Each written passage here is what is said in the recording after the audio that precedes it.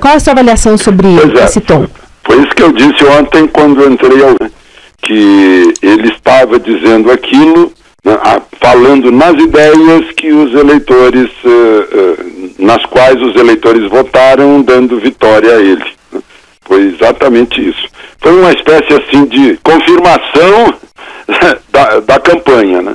Ele falou sobre legalização da legítima defesa, sobre combater a ditadura do politicamente correto, a ideologia de gênero, a escola sem partido, a desregulamentação da economia, um Estado que não atrapalhe, privatização, a política externa sem ideologia, né,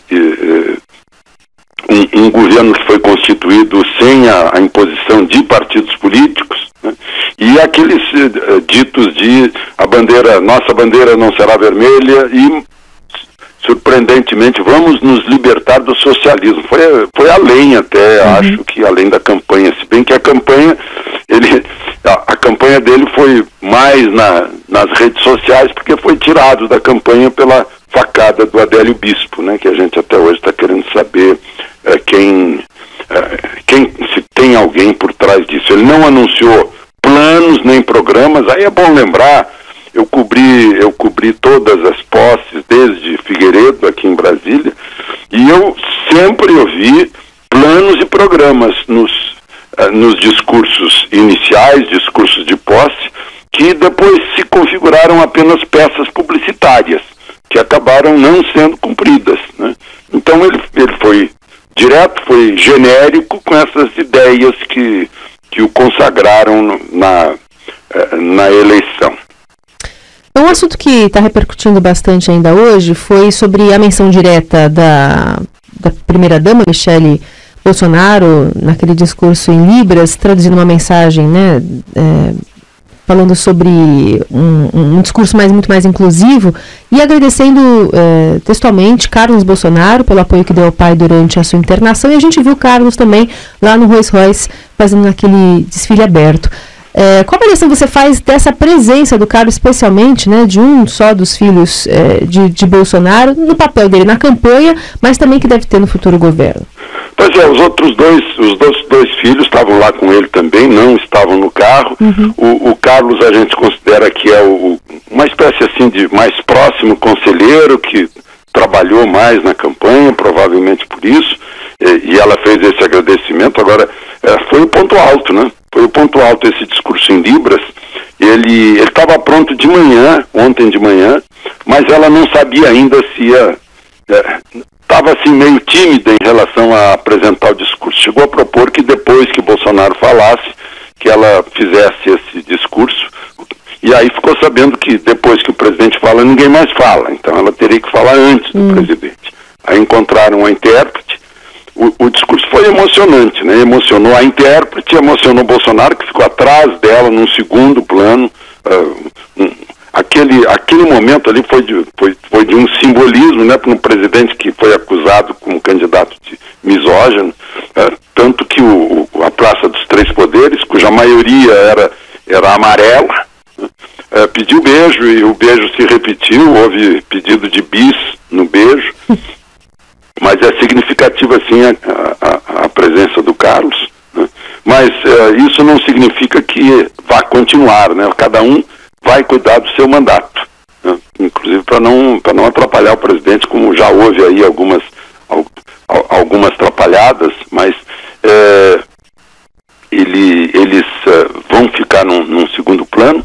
E a primeira-dama não. A primeira-dama mostrou que não veio apenas para enfeitar com sua beleza e com sua elegância o Palácio do Planalto. Veio para trabalhar por deficientes, conforme ela anunciou, e está plena de vontade de fazer isso, e o presidente está dando força para ela, né? Se eu perguntasse para as pessoas, eu estava lá no Palácio do Planalto, depois no Itamaraty, e as pessoas todas se manifestando que foi o ponto mais emotivo, mais emocionante do dia da posse, o discurso da Michele, né? Surpreendeu a muita gente. Alexandre, como é que deve ser essa interlocução com o Congresso? Porque ontem o presidente do Senado, Eunício Oliveira, ele defendeu um diálogo com os parlamentares, ele que falou bastante, aliás, falou bem mais que o presidente Jair Bolsonaro, mas ele disse que está lá, é preciso exercer o contraditório e o diálogo na relação com o Legislativo e, claro, Bolsonaro precisará do Congresso para aprovar inúmeras promessas, né? Pois é, na verdade o presidente do Senado estava se despedindo e respondendo para os jornalistas que criaram essa questão aí de como vai se relacionar com o Congresso. Olha, lá no Palácio do Planalto e no Itamaraty eu registrei uma coisa. Eu não conhecia ninguém que estava lá. Né? Não, os políticos antigos, os políticos velhos, as figurinhas conhecidas, os já vistos, né? Não estavam. Né? Era só cara nova que eu nunca tinha visto antes. Os recém-eleitos, aqueles que surgiram assim do voto popular, deputados e senadores de todos os estados, que na verdade é interessante, não é essa a função do jornalista, mas eu recebi essas pessoas, por favor, eu sou fulano de tal, fui eleito senador por tal estado, eu fui eleito senadora por tal estado, né? Eu sou fulano de tal. Né? Então é gente nova que vai representar uma novidade lá dentro, que pode surpreender para o bem ou para o mal, né? Mas não é mais aquele quadro pintado pelo Eunício. Né? Não é mais aquela velha política. Eu acho que realmente vai mudar alguma coisa. Outros que vieram também, que vão significar decepções, mas muitos que vieram são novidades, são promessas, né? Como esses novos governadores, e vamos esperar. Aliás, eu falei com o governador de São Paulo, com o governador do Rio, que entraram ali, então tem um conhecido e um desconhecido, é mais ou menos essa a balança agora de poder, de gente nova, gente que apareceu aí na onda dessa nova consciência do eleitor, né? E alguns velhos políticos que ficaram e que não se nota que tenham torcido o nariz porque não foram ouvidos na formação do Ministério. Foi um Ministério formado à distância, ao largo dos partidos políticos, diferente das últimas composições que chegaram a criar o nome de presidencialismo eu não lembro o termo agora, de compromisso, ou de convênio, ou de acordo. Coalizão, de coalizão, é isso, né, que algum cientista político aí tenha criado. Então, não dá para antecipar nada, uma bola de cristal seria a única saída para dizer como vai ser a relação com o Congresso. Né? O Onyx Lorenzoni, um dos que faria a relação, eu acho que teria menos condições que alguns generais que estão lá, que estão mais bem formados para isso do que o Onyx que vem da política antiga. Né? Por isso que eu acho que nós podemos ter surpresas, para bem ou para mal, mas enfim, algo diferente. Né? Eu ontem dizia lá no Itamaraty e no Palácio do Planalto, para as pessoas que vinham conversar, dizia assim, olha, é o primeiro dia de um novo tipo de governo, talvez tomara que seja um novo tipo de Brasil também, que ressurge das cinzas, né, como o Fênix, para enfim usar bem o seu imenso potencial e dar mais felicidade aos brasileiros e mais riqueza para o país. Só para terminar contigo, queria ainda colocar aqui na conversa um olhar aqui sobre quem estava criticando, né, o governo Temer, aliás, o governo de Bolsonaro, porque teve um boicote lá do PT, do PCdoB, de alguns partidos da oposição que não foram até a cerimônia, mas se a gente observar os discursos dos governadores eleitos, por exemplo, no Nordeste, eles foram empossados e evitaram abrir confronto direto, né, com o novo governo federal.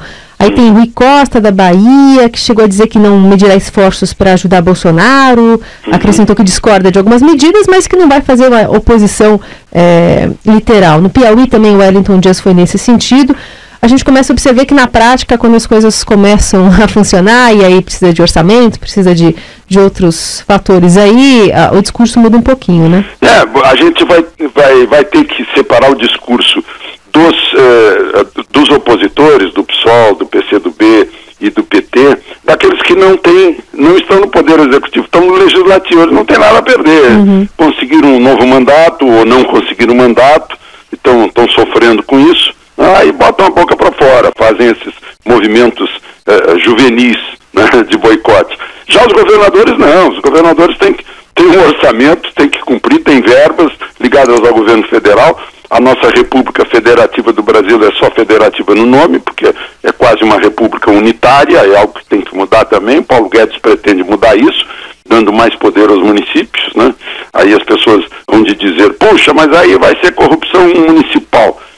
Só que no município, o prefeito e seus secretários estão mais próximos dos eleitores, né? Não num município como São Paulo, ou Rio de Janeiro, mas em milhares de municípios do país esse controle é maior. E esse choro de opositores é normal, tem que haver oposição, né? Agora, eu lembro de não é piada, é um fato verídico que aconteceu com o político gaúcho Flores da Cunha, que marcou época na política brasileira nos anos 30, no governo Getúlio. Ele era muito dado ao jogo de pôquer e estava jogando pôquer no Rio de Janeiro. O jogo de pôquer é de cavalos, né? Dizem que a desgraça dele foi cavalos lerdos e mulheres rápidas. Mas, enfim, Flores da Cunha estava jogando pôquer e tinha um sujeito atrás dele piruando o jogo, né? Que é uma coisa que incomoda muito. Aí ele, de propósito, jogou todas as cartas erradas. Ele olhou para trás e disse, sofre, peru. Então, as pessoas que estão do lado que perdeu a eleição, é um sofrimento normal, né? Esse é o momento do desabafo, né? É a hora do maior sofrimento. Está vendo o adversário sendo agora chamado de presidente, né? Subindo a rampa do Palácio do Planalto, indo para o parlatório, fazendo discurso com a faixa presidencial.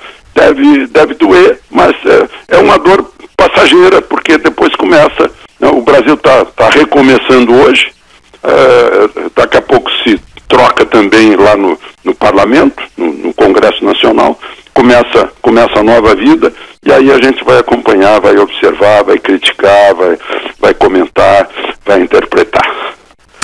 Esse é Alexandre Garcia.